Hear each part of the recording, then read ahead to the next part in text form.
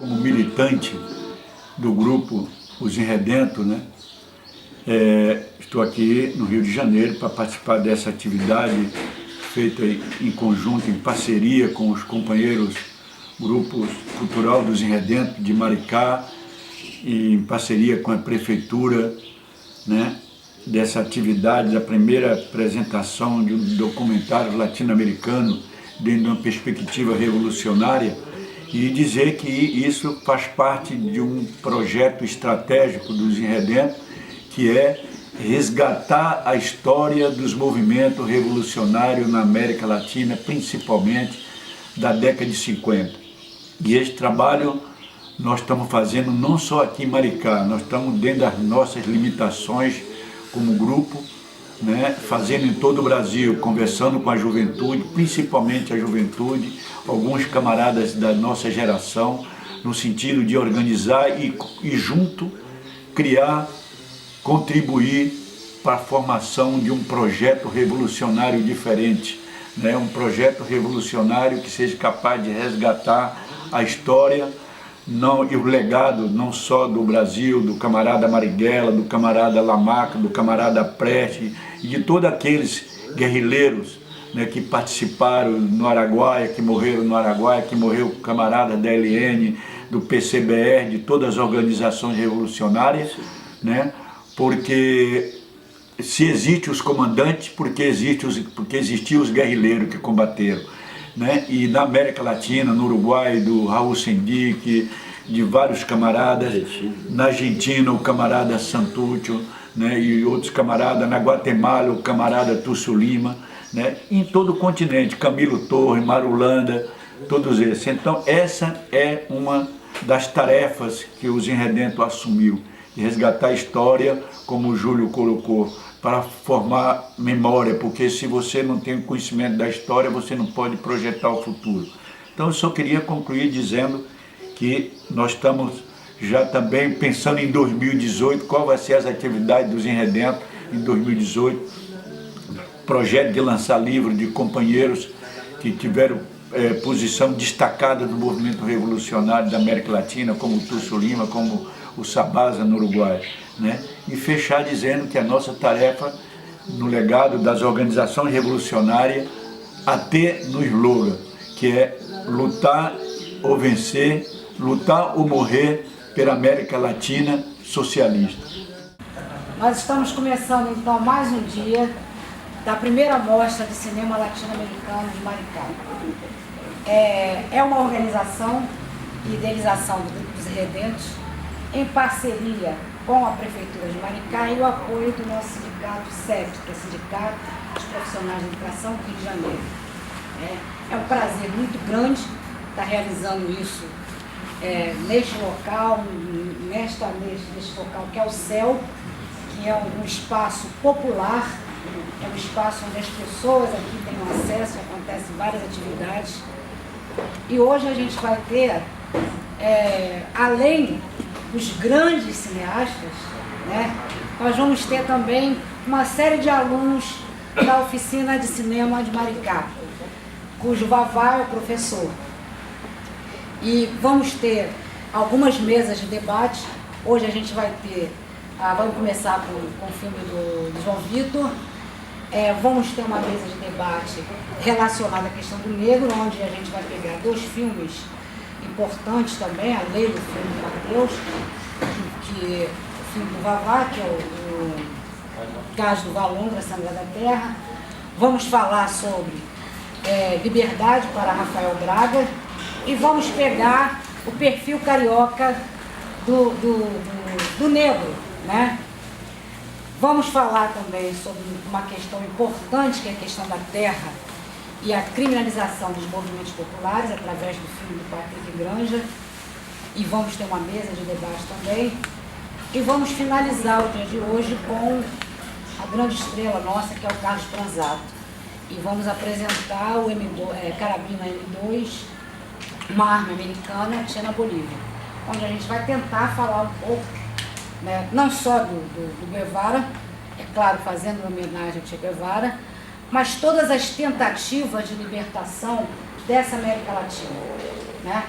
a questão do Guevara e a história de Cuba e outras histórias que nós conhecemos, foi mais uma história. Cuba foi uma história que venceu. Mas nós temos, a nível de América Latina, várias outras tentativas, várias outras lutas de libertação que também não são faladas, que também não são ouvidas, né? E a história não conta. Então a gente gostaria aqui hoje de resgatar alguns personagens da história, como Mário Roberto Santucci, presente, que foi uma dos principais guerrilheiros a nível de Argentina e foi morto duramente em 76 pela ditadura da Argentina. Então, o momento do Pronzato, o momento do Che, é para nós homenagear não só o Guevara, que é o nosso, morreu novo, né, muito novo, mas também todos esses que tentaram libertar Nuestra América, a tentativa da gente ter uma pátria grande. Então, sejam bem-vindos.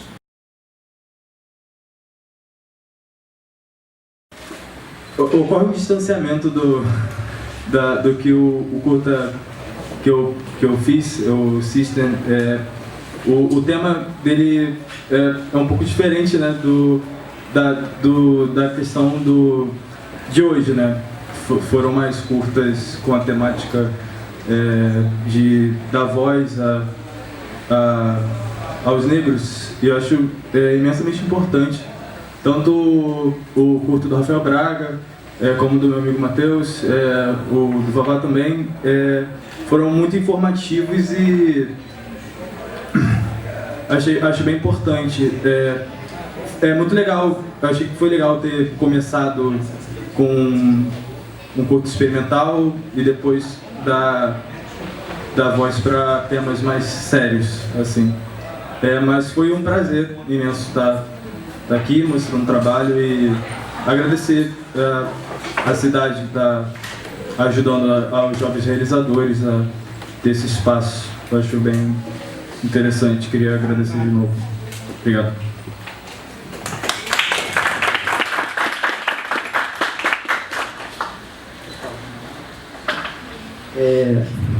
Boa tarde, boa noite. Meu nome é Matheus Marinho e eu fiz o trouxe curta Crônica de um Carioca. Foi um curta que eu fiz para retratar o tema, que era a carioquice, que era o tema do festival que o curta participou e ganhou, aliás, menção honrosa. E eu queria retratar o dia a dia desse carioca, vendedor de panos. Eu espero que com a história dele, com o cotidiano dele sincero que eu filmei, foi um curto documentário, eu pude causar em vocês ao menos uma reflexão sobre o sorriso no rosto dele, apesar do trabalho exaustivo que é vender panos. Espero que vocês tenham gostado e foi um prazer ter passado esse curto de 2015 nessa amostra latino-americana. E eu gostei de todos os curtas. O do meu amigo foi experimental, deu uma introdução diferente. E os outros também gostei muito também, que é com um retrato histórico, um resgate aí, que eu, aliás, não sabia, foi muito bom, foi uma informação nova que eu não tinha descoberto. E sobre também um retrato, né, do Rafael Braga, que eu também não havia também, né, não sabia também. Foi uma descoberta. Isso é muito interessante para o documentário, conhecer um pouco das histórias e ter uma informação e refletir sobre elas também. Obrigado. Bom, boa tarde. Como realizador desse documentário sobre Rafael Braga, na verdade o que eu busquei nessa história foi, de fato, deixar que ela fosse contada na primeira pessoa. Eu acompanho o caso do Rafael Braga desde 2013, quando acontece a primeira prisão, durante as manifestações de junho, e de lá para cá eu vi muita coisa sobre Rafael Braga na mídia impressa, muita coisa nas redes sociais, mas sendo apresentada por especialistas em segurança pública, em questão de combate ao racismo, mas eu não tinha visto ainda nada na primeira pessoa. A gente fala muito de Rafael Braga e poucas pessoas sabem até mesmo qual é a fisionomia de Rafael Braga. E quando eu comecei a pensar nessa possibilidade, a primeira dificuldade que eu tive foi como entrar em Bangu 2, né? Então eu já estava mergulhado na história. Eu moro em Brasília e tenho uns amigos que fazem parte da campanha Rafael Braga, Liberdade para Rafael Braga, e mesmo tendo, né, alguns contatos, ainda assim não era possível realizar o trabalho, mesmo com toda a ideia na cabeça. Aí foi quando, né, eu fiz uma articulação na Câmara dos Deputados junto à Comissão de Direitos Humanos e Minorias. Eles se interessaram pela pauta, até porque eles já tinham uma atividade no Rio, coincidentemente no mês de julho, agora de 2017, e também, né, pela relação mais estreita que eu tenho com o mandato da deputada federal Benedita da Silva. Ela também na mesma hora se interessou e falou assim, vamos fazer esse trabalho juntos, né? E aí foi quando a gente sai de Brasília, vai para o Rio, estava tudo certo, e mesmo no dia de gravar, a gente, na hora de entrar com os equipamentos, a gente teve dificuldade de fato, porque os funcionários não estavam permitindo, mesmo com autorização. Então a gente passou mais ou menos 40 minutos ainda assim para entrar em contato, até mesmo com o secretário de Segurança do Estado, para que ele liberasse o nosso acesso. Aí sim, foi quando a gente conseguiu participar da audiência e fazer esse registro que vocês assistiram, do próprio Rafael contando a sua história, né, que para mim era o mais importante. Muitos me perguntaram, por que você não colocou a opinião do juiz que negou as testemunhas, por que você não colocou a opinião do policial?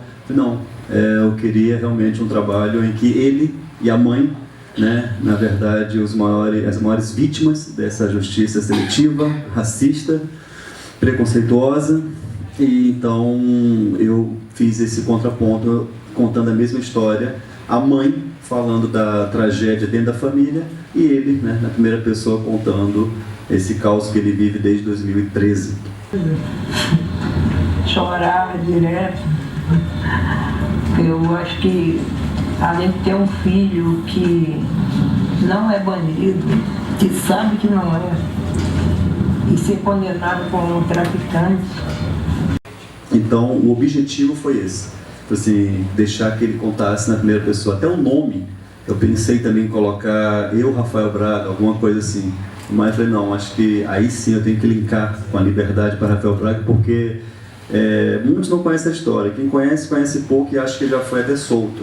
E agora, recentemente, quando ele contraiu a tuberculose, por uma negligência do Estado em não conseguir conter um surto de tuberculose que existe hoje nas penitenciárias do Rio de Janeiro, ele, na verdade, foi liberado para ir para casa de se tratar, né? Tanto é que a gente fecha falando justamente isso. Mas assim que ele se curar, o futuro dele é certo. Ele pode voltar a qualquer momento para Bangu 2. E pode voltar a qualquer momento a ter outra doença. Então, na verdade, analisando isso com pessoas do Estúdio de Defesa de Direitos Humanos, né? O pessoal que deu muita força para a produção também desse doc, meio que o Estado está num beco sem saída, porque Rafael Braga hoje já tem uma imagem, uma exposição, né, em âmbito até internacional. Então, matá-lo não vão diretamente, mas de repente a saída para eles, né, no caso do Estado, é deixar que ele morra com alguma doença, né? Então existe esse receio muito grande. Então, mais do que nunca é necessário que se continue a campanha, se intensifique a campanha e que as pessoas possam conhecer mais a história e apoiar mais a história, porque é isso, né? O futuro dele está muito incerto mesmo, né? Pela questão da liberdade individual dele e pela questão de saúde também. Então o objetivo é esse. Não por acaso eu moro em Brasília, estou aqui em Maricá, justamente para ocupar esses espaços, né? Porque o meu objetivo, depois do vídeo já finalizado, sempre foi esse: divulgar ao máximo essa história, para que as pessoas tenham mais acesso, tenham mais conhecimento. E eu não tenho nenhum problema em liberar o vídeo. Então quem se interessar, quem quiser depois, passa para a coordenação da organização do evento, que eu mando o link e não tem problema. Eu quero que esse vídeo alcance mais e mais pessoas, que é uma forma mínima, né, que eu encontrei de contribuir com essa causa. Então é isso, obrigado.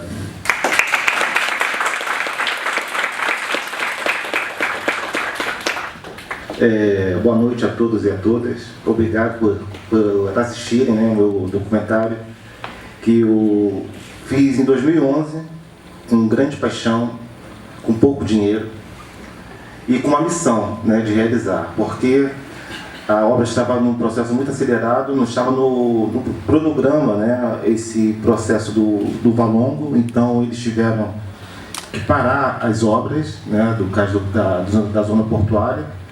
Foi naquele período das obras das Olimpíadas, da Copa do Mundo, então tinha muita pressa, né, em terminar aquelas obras. Então eu tinha que registrar, né, aquele achado dos meus ancestrais, dos nossos ancestrais, né, que estavam ali representados. Então eu resolvi fazer um mutirão de artistas, de correr atrás daquilo que poderia ocorrer, de produtoras que poderiam estar sanando equipamentos e autorizações.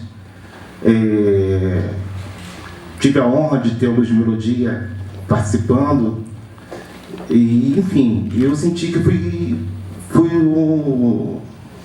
um escravo numa boa, porque realmente eu me escravizei para fazer esse filme, num sentido assim de terminar, né? E participei do festival do Zozan Bubu também, que é outro grande amigo, parceiro que já partiu, e não esperava essa carreira do documentário, porque ele foi feito de uma forma que eu tinha que registrar por necessidade, né? Pelas próximas gerações perceberem que realmente foi encontrado. E no final do processo todo, eu me surpreendi pela qualidade em relação aos atores que eu também convidei, e ninguém recebeu cachê, né? Foi todo um acordo de parcerias, de vontade, de amor, né? E teve a estreia no Odeon, também não esperava essa estreia no Odeon, foi uma surpresa para mim participar do festival África, Caribe e Brasil, Estados Unidos. E depois foi para a Alemanha, criou uma carreira do documentário que eu não esperava. Eu pensei que fosse ficar uma coisinha ali, exibir para os amigos e parentes, mas ele realmente saiu das minhas mãos, né? Ele foi para o mundo, né? E acho que era isso mesmo, né? Acho que a minha missão era realmente realizar e libertá-lo, né? Para que todo mundo pudesse perceber a quantidade de toneladas que estavam enterradas ali na zona portuária. Optei em fazer o doc-drama, né, que é essa mistura de entrevistas com dramatização, e não era um longa, era para ser um curtinha, né, e as coisas foram aumentando, as pessoas foram chegando e eu não dizia não para ninguém, fui acrescentando e arrumei também um editor muito louco, um amigo meu também, que ele falou assim: você tem muito material, como vou reduzir isso? Vamos tentar. E foi editando, foi reduzindo e chegou a esse resultado, mas era muito maior. Ainda tinha muito material ainda para colocar, mas tive que limpar. Não esperava também que ele fosse renascer novamente agora em 2017, foi em 2011, mas eu vejo que toda hora ele vem à tona, mesmo com a minha vontade ou não, ele retorna, né? Então que ele está vivo, né? Então acho que isso também é um fator muito interessante. Espero que vocês tenham gostado, né? Tem alguns defeitos técnicos devido à falta de dinheiro mesmo, mas acho que ninguém percebeu tanto assim. E obrigado. Para quem não me conhece, meu nome é Márcia Bassi, sou professora da rede pública estadual. Que bateu uma tristeza, sou funcionária do Pezão. Viajei agora. E também fui professora em nível universitário. Por 13 anos eu fui professora das Faculdades Integradas Maria Tereza na disciplina de folclore, dança e recreação e jogos. E isso me ajudou muito, impulsionou muito o trabalho que eu já vinha fazendo dentro dos movimentos sociais, dentro do movimento negro, onde eu começo no final da década de 70 no IPCN, no Instituto de Pesquisa para Culturas Negras. Depois eu passei pelo CETRAB, hoje em dia sou ativista do MNU, Movimento Negro Unificado. E eu vou um pouquinho falar do outro lado. Eu faço uma palestra, que aliás vou apresentar na terça-feira lá no Rio, que eu chamo de... ela é inspirada no trabalho do Frei Davi, que é da Educafro, onde a gente fala da Lei Áurea, a Lei de Cotas. E, na verdade, a gente não começa na Lei Áurea, até porque a Lei Áurea, quando foi assinada, só 5% dos negros eram escravizados. A maioria já era negro de ganho, como a gente chama o negro de ganho. E o Frei Davi, ele coloca de uma forma muito precisa e muito objetiva os 7 atos, ele chama o jogo dos 7 atos, onde vários atos, né, várias leis, vários fatos históricos acontecem para que se mantenha o negro nessa exclusão. E com o documentário do Vavá, que é meu amigo pessoal, a gente conversa sobre essas coisas. Isso é muito mais grave do que se pensa. E às vezes eu sou um pouco contundente nisso, porque eu acho que, eu penso que certas coisas elas precisam ser colocadas de uma maneira clara e objetiva, se é que a gente está querendo realmente promover um avanço. Quando o Frei Davi coloca a Lei Áurea, quando ele coloca a Lei dos Sexagenários, que foi uma lei criada para se livrar do negro que já tinha produzido por tanto tempo e tinha envelhecido e ninguém sabia falar o que fazer com ele, isso é uma coisa que a gente tem que refletir. A Lei do Ventre Livre, que na verdade acaba produzindo os primeiros meninos de rua, os primeiros menores abandonados, é uma outra reflexão que tem que ser feita pela sociedade, especialmente pela comunidade negra. Né? De que a gente está falando, gente? Eu acho que é muito simpático quando as pessoas dizem: eu não sou racista, porque meu tio era racista, o meu melhor amigo é um negro. É muito simpático, mas a gente está falando de uma coisa muito séria chamada exclusão. E a gente tem que começar a ver isso no nosso dia a dia. A gente ainda tem esse reflexo que veio de África, porque o que foi mostrado ali, o negro chegava debilitado, né? Escondeu-se a história de resistência, mas pô, vamos combinar, o cara chega em condições subhumanas, não domina a língua, não conhece o lugar, vai resistir como? Quando ele começou a ter um certo domínio disso aí, começou a ocorrer quilombo. Então esse é um quadro que se reflete, né? Um quadro que se propagou. O índio se adaptou à escravidão, o negro se adaptou à escravidão e o índio não.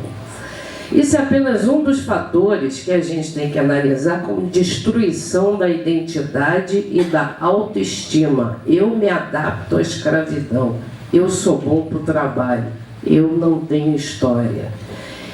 E como eu estava falando dessa questão das etnias que já não se entendiam em África, eles já se desentendiam sim dentro dos navios negreiros, e esse desentendimento ele foi fomentado aqui. Uma das consequências disso é, por exemplo, nós ainda hoje temos movimentos negros que não se entendem. Eu posso dizer isso com toda a segurança porque passei por muitos deles. É preciso que a gente, como negro, passe a promover o diálogo entre nós. Nós precisamos voltar a nos entender, para que a gente possa enfrentar esse fator de exclusão. E o que é um fator de exclusão dentro da realidade hoje? Como eu coloco nessa palestra, uma ponta e a outra ponta. Vamos à primeira ponta. 75% dos presidiários da população carcerária é de negros e pardos. 68% dos ocupantes de comunidades carentes são os negros e pardos, disputando agora com os nordestinos.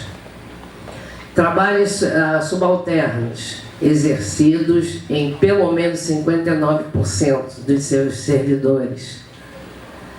77% dos meninos de rua envolvidos com o crack, negros e pardos. Isso se a gente não quiser prosseguir, né? Para não prosseguir, para não me alongar muito. Agora vamos à outra ponta. Neurocirurgia, elite da medicina. Quantos aqui conhecem o neurocirurgião branco, negro? Diplomatas. Nós não somos um país mestiço, não somos um país negro, não representamos 53% da população brasileira, ora, então nada mais natural que houvesse um representante dessa população negro, que fosse um negro. Existe um diplomata brasileiro negro. Dentro do próprio Congresso, quantos representantes nós teríamos? Então existem estatísticas que a gente nem discute nesse momento, porque a gente precisa chamar a sociedade a uma reflexão e ver até que ponto essa libertação realmente ocorreu, se é que ela ocorreu. A gente pode dizer até pela sala aqui, as pessoas que estão refletindo sobre isso. A gente pode ver pelas universidades, as universidades públicas, as USP, a USP, por exemplo, até agora não implantou a lei de cotas.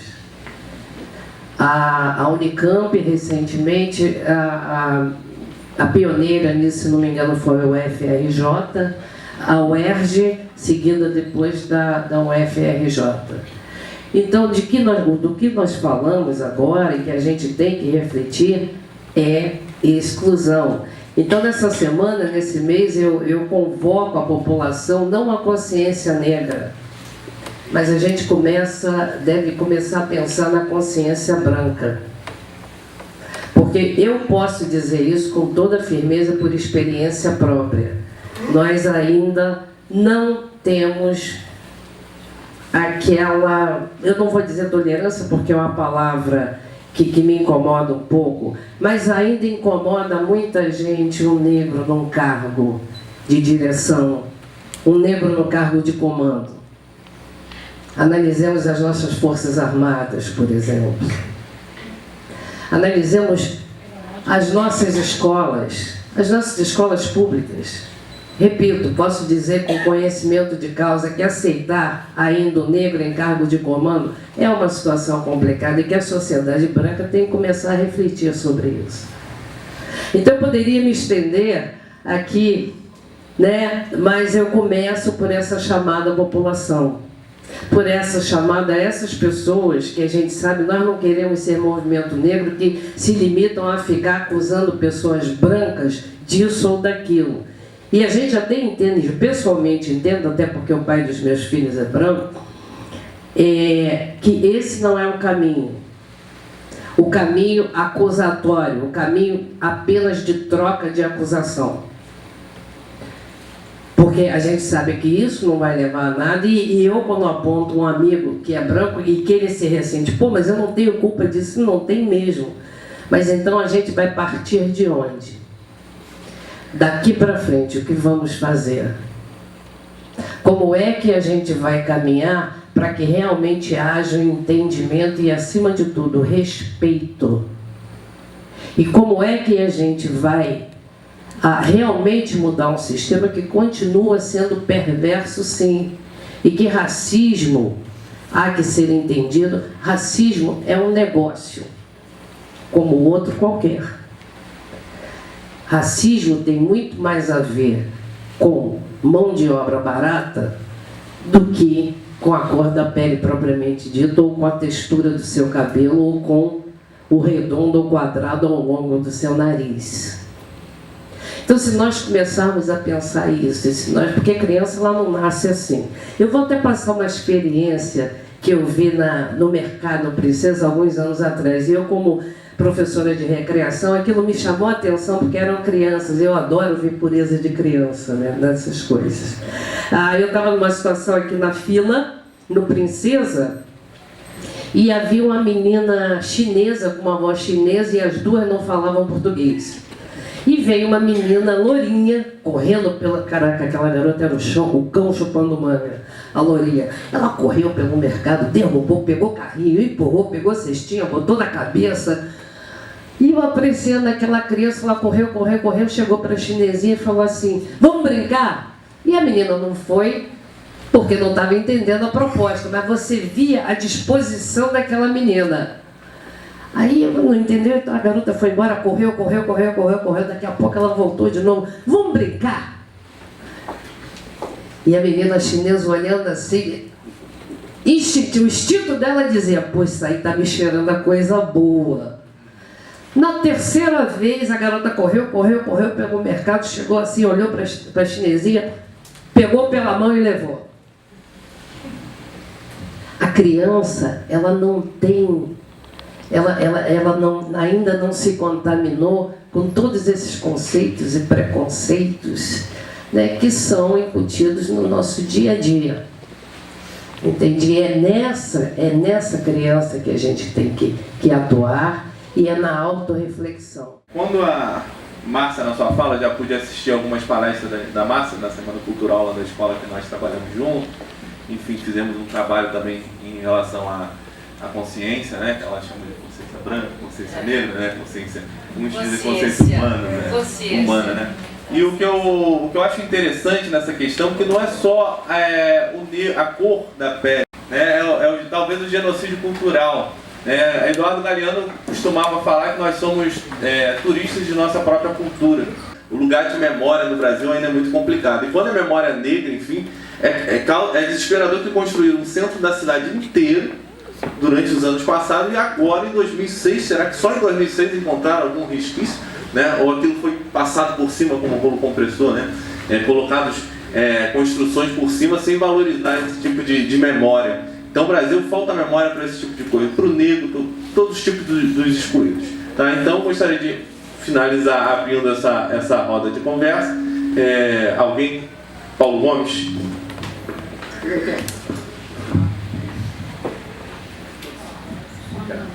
Bom, vou procurar ser breve aí, cumprir os 2 minutos e cumprimentar os documentaristas aí sobre os filmes do Carioca, sobre o Rafael Braga, o outro lá também do companheiro.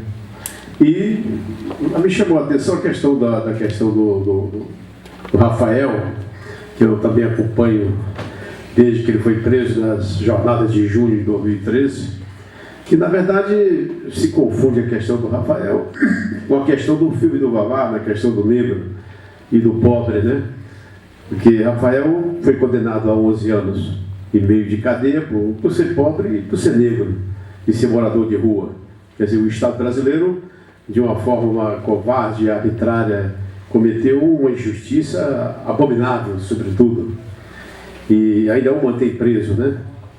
De forma que Rafael é um preso político. Mas a questão do negro, me parece que ela está inserida dentro da questão. O racismo existe, eu acho que o preconceito está aí violento na sociedade brasileira.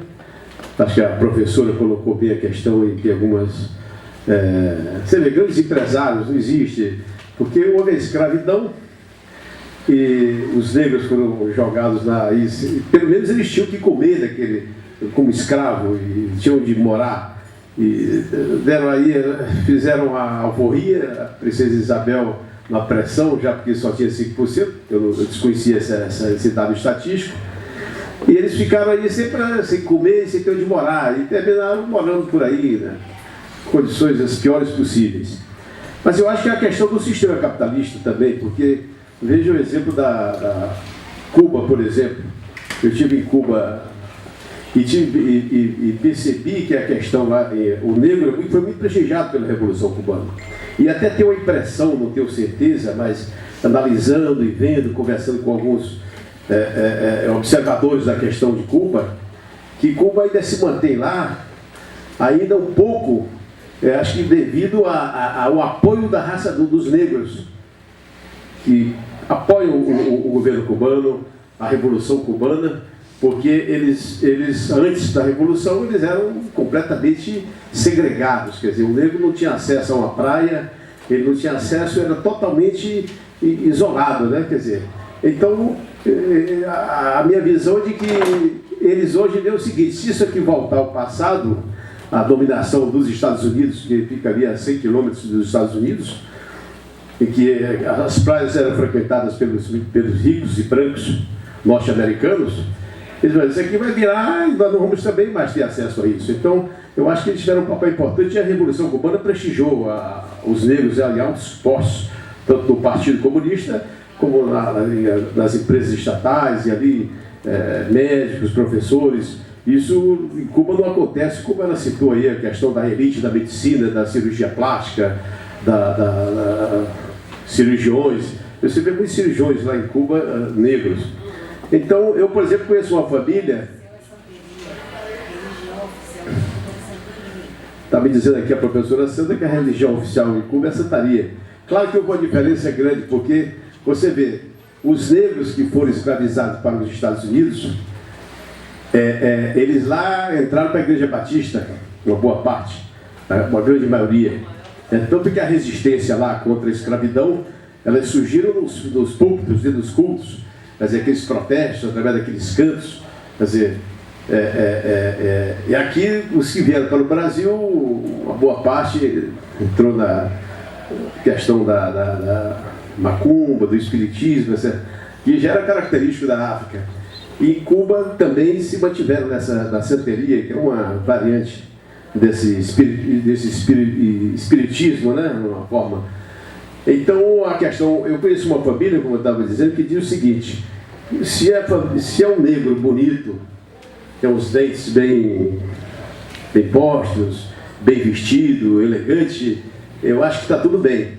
Agora, se é um negro sujo, um negro que vive aí abandonado e tal, este não. Então você tem que ter um componente político, ideológico. Então eu acho que uma solução da questão do negro, além da luta específica contra o preconceito e contra o racismo, é a luta para destruir esse Estado capitalista aí, que está podre, horrível, e que tem que ser substituído por um Estado voltado para uma questão mais humana, em que só o socialismo, acho que resolveria definitivamente essa questão do negro. Obrigado. Concordo com o Paulo, passa por classe. Que tal, o negro, quando ele consegue uma ascensão social, ele ainda sofre racismo. Tá aí esses fascistas que tem na internet aproveitando para atacar os globais, né? Não só os globais, né? Mas, mesmo assim, de maneira geral, aquele negro, aquele pobre, a classe, assim como o homossexual acontece a mesma coisa, né? Quando o homossexual é pobre, ele sofre bem mais do que um homossexual rico, né? Com uma profissão mais respeitada pela sociedade. Leandro, eu só queria acrescentar aqui a professora, que é o seguinte, você vê, professor, que as penitenciárias, quer dizer, a maioria dos presidiários jovens, eles são negros e são de periferia. Sim. Quer dizer, reflexo dessa política racista que nós temos. Porque a própria polícia, você vê que a nossa polícia do Estado do Rio de Janeiro é racista. Eu ouço muitos comentários que se há uma blitz dentro de um ônibus, por exemplo, ao domingos, aqueles ônibus que saem da Zona Norte para Copacabana, aquele 474 que vem do Jacaré até o Leme, quando a polícia faz a blitz, às vezes um policial negro, ele vê ali dentro do ônibus um negro e um branco, ele vai em cima do negro.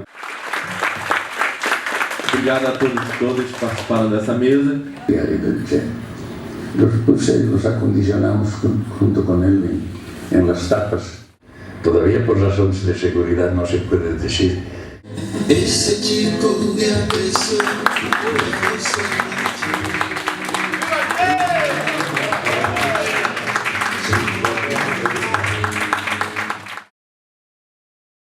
A minha proposta seria a gente fazer uma discussão em torno da questão da terra, né? E a nível de América Latina, não só o Brasil, mas a América Latina, e esse projeto, porque eu acho que muita coisa, muita luta nossa aqui, a nível de Brasil, está inspirado nessa luta, né? Que o Tia travou. Então eu vou dar a palavra para o Patrick falar o que desejar sobre o filme, mas também abrir um debate em relação às nossas lutas, Brasil e América Latina, tá bom? Eu acho que, primeiro que eu acho que os filmes se complementam, né? Acho que o filme do Pronzato é um filme que não é só para contar a história, né, Pronzato? É também para debater as limitações do processo e as vitórias e os fracassos que toda luta tem, como a luta do Che teve também uma luta vitoriosa, na minha opinião, de uma maneira geral. Mas eu digo que os filmes se complementam porque, de uma certa forma, na luta de classes, tanto camponeses quanto operários, quanto intelectuais progressistas, assim, a gente vai aprendendo a lutar, né? Não tem uma fórmula, cada país tem uma realidade, um aspecto cultural específico, uma maneira de digerir a teoria revolucionária. E eu acho que, de certa forma, a luta da Liga dos Camponeses Pobres, a luta no campo de uma maneira geral, né, que não é uma luta específica de um movimento só, no campo hoje existem vários outros movimentos aí em luta, é uma luta que amadureceu da Revolução Cubana, da Revolução no Vietnã e de todas as revoluções proletárias que aconteceram pelo mundo. Então eu acho que, por exemplo, uma limitação da luta revolucionária na Bolívia, que foi colocado em um trecho do filme como foquismo, né, e a ausência em um determinado momento de diálogo com as bases camponesas ali da região da Bolívia, é uma coisa que outros movimentos em outros lugares do mundo, inclusive da América Latina, têm tentado superar, né, avançar nesse sentido. Então eu acho que a luta que e foi uma coisa que eu documentei e presenciei que revigorou o meu ânimo, né? Que foi ter ido nessa área revolucionária lá em Xinguara, no sul do Pará, porque a gente aqui o aparelho de informação do inimigo, né? Os grandes meios de comunicação, eles servem não só para propagandear o fascismo, né, e para legitimar a opressão do Estado, mas eles servem também para nos amedrontar e para desestimular os lutadores do povo, né? Para mostrar que a nossa luta é uma eterna enxugação de gelo. Então a gente, só quando a gente chegou lá, a gente viu a importância de fazer esse filme, o Terra e Sangue, e não ser um filme meramente que fala a respeito de um massacre, como a gente também viu a oportunidade de trazer para a cidade, do campo, um elemento para revigorar o nosso fôlego, o nosso ânimo, a nossa vontade de lutar, porque eu tenho visto os companheiros assim muito desanimados, sabe? Porque olha só, a gente lutou tanto e olha que ponto a gente chegou, né? Essa escalada fascista que a gente está vivendo hoje no país. E eu acho que às vezes o que falta para a gente porque é até difícil, né? Eu conseguir, através de um filme, transmitir o sentimento nosso ali, né? Mergulhados ali naquela experiência, no momento em que a gente estava documentando tudo. É até difícil, porque é isso que eu quero dizer, às vezes você ir numa área assim, indígena, onde tem companheiros lutando por uma demarcação, ou você ir numa área revolucionária e ver a luta pela terra, né, num tom de violência mesmo, de enfrentar o inimigo e responder à violência do inimigo na mesma moeda, que a gente vê aqui que, mesmo com todas as limitações que a gente tem com a luta aqui nos meios urbanos e tal, tem luta no Brasil, e é luta revolucionária, né? É luta para perpetuar o pensamento do proletariado, né? Por todos os lugares por onde ele passou, né? Desde o marxismo, passando pela Revolução Russa, pela Revolução Chinesa e por todas as revoluções do mundo, inclusive a Revolução Cubana. Então a gente vê que está tudo dentro do mesmo processo, por isso que eu digo que os filmes se complementam. Assim, espero que vocês tenham gostado. Foi difícil de fazer, porque a gente faz filme na guerrilha também, né? A gente também é da guerrilha, só que a nossa arma era municionada pelo cartão de memória e não pela pólvora. Quem sabe, né? Às vezes, indiretamente, a gente acaba carregando alguns fuzis aí. Mas é isso, né? A gente tentou fazer um filme que não fosse melancólico, né? Porque ou seja, um filme que elevasse a moral dos camponeses e não, sabe? Eu fiquei pensando, imagina você vir aqui mostrar esse filme depois e deixar todo mundo triste, né? Então eu pensei, eu quero fazer um filme que eu vou vir aqui exibir aqui no Pará depois e o filme vai deixar todo mundo animado para continuar, para seguir na luta. E não sei se vocês acham que cumpriu esse papel, espero que sim. E é isso, obrigado pela oportunidade de exibir o filme aqui. Meu nome é Daniel, eu sou doutorando em Sociologia da FRJ e fui convidado aqui pela organização para comentar um pouco do documentário do Carlos sobre o Che. O Che, a vida dele ela é alimentada por uma prática revolucionária que vai alimentando o pensamento político-filosófico dele, e o pensamento político-filosófico volta e retroalimenta a prática dele. Ele nunca deixou de ser um pensador e nunca deixou de ser um militante revolucionário.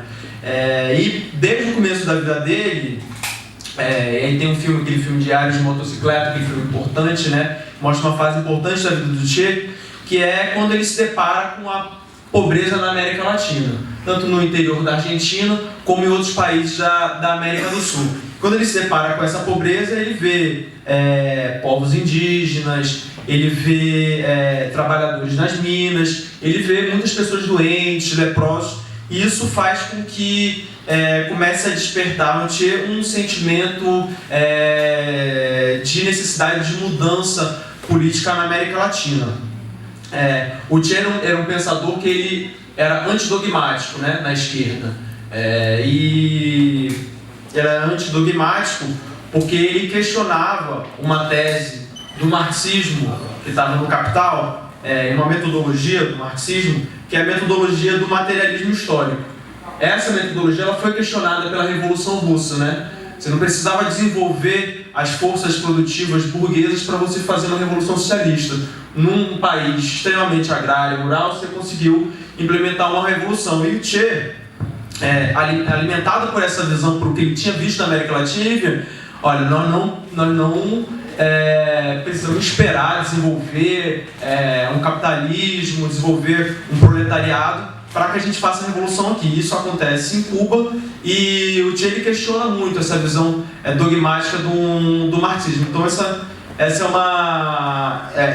uma ideia importante que está presente na trajetória de militância do Che.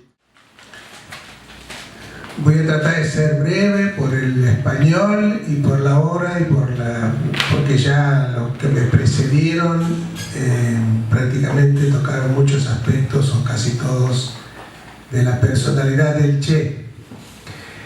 Y digamos que esta película también me motiva a hacer algunas reflexiones que vinculan el Che y la lucha del Che en Bolivia, con la Argentina. Hay una diferencia, ¿no? Digamos, histórica, papeles distintos jugados en la política y en la historia, pero hay similitudes entre la vida del Che y la vida de mi hermano Roberto. Los dos murieron a los 39 años y los dos estuvieron desaparecidos. Mi hermano sigue desaparecido. No nos entregaron el cuerpo y a pesar de que hay una causa judicial, no sabemos dónde está. En segundo lugar, como decía el coronel Gary Prado, general, en Bolivia había un gobierno elegido democráticamente, a pesar de que fusilaron 300 obreros en una mina, o sea, no tenían problema de masacrar al pueblo, pero habían sido elegidos democráticamente. A nosotros nos tocó también un gobierno elegido democráticamente, el general Perón, pero que organizó la AAA y mató a más de 1000 militantes políticos de la oposición. Ahora, la diferencia es que, a pesar de lo que dice Gary Prado, Barrientos no era tan popular, porque en Bolivia los gobiernos no eran populares. En Argentina sí, el general Perón era popular. O sea, la clase obrera, los trabajadores seguían votando a Perón. Entonces esa fue una dificultad muy grande que tuvimos en Argentina en las fuerzas revolucionarias. Pero bueno, voy a la tercera comparación y me parece que es la más importante y la última. Está muy bien la reflexión que hace la película sobre el hecho de que la campaña del Che y la muerte del Che, si en lo inmediato no los resultados, se puede decir, yo digo casi con seguridad, que logró la democratización de Bolivia y el hecho de que ahora haya un verdadero cambio político fundamental, como es que le gobierna la mayoría del pueblo, de los indígenas, ¿no? Que no son gobernados por una minoría blanca, ¿no? Gobierna el pueblo en Bolivia, eso seguro. Después podemos discutir que si pueden hacer tomar más medidas. Yo creo que es un ejemplo en América Latina.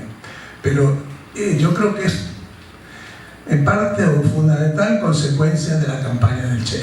Cambió la historia de Bolivia. En Argentina, la guerrilla, las luchas de los años 70 también cambiaron la historia de Argentina. En Argentina teníamos un gobierno militar desde 1930 hasta 1973, siguió hasta el 86. Era un sistema militar, porque gobernaban los militares y cuando había elecciones, si no les gustaban, al año o a los 2 años los sacaban. O sea, que gobernaban, seguían gobernando ellos. Eso fue desde el 30 hasta el 86. A partir de 83. A partir de ahí se derrumbaron los militares, cambió hasta los partidos desaparecieron. O sea, el Partido Radical, que había gobernado con los militares, prácticamente desapareció y el peronismo está en grave crisis. Entonces, ese sistema, de todas maneras, ese sistema político del partido militar se derrumbó en Argentina. Y fue, para mí también, fundamentalmente a causa de la lucha de los años 70. Eu fiquei muito feliz com a visão já desses camponeses que às vezes a gente estuda tanto, né? A gente se forma, a gente debate política e esse camponês falando de revolução agrária, né? Uma coisa que para alguns de nós é tão complexo falar. Parece que reforma agrária, vamos dividir a terra, vai dar certo.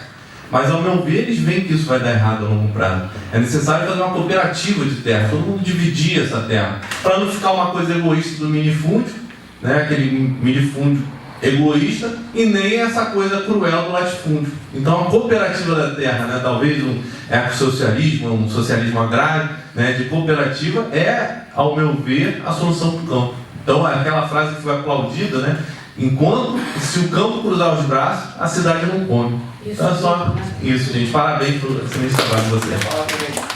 Esse filme aí, Terra e Sangue do Patrick, é impressionante, é uma denúncia do latifúndio, quer dizer, que acontece há muitos e muitos anos que isso vem acontecendo, décadas no Brasil, de assassinatos, de brutalidades contra os camponeses pobres, quer dizer.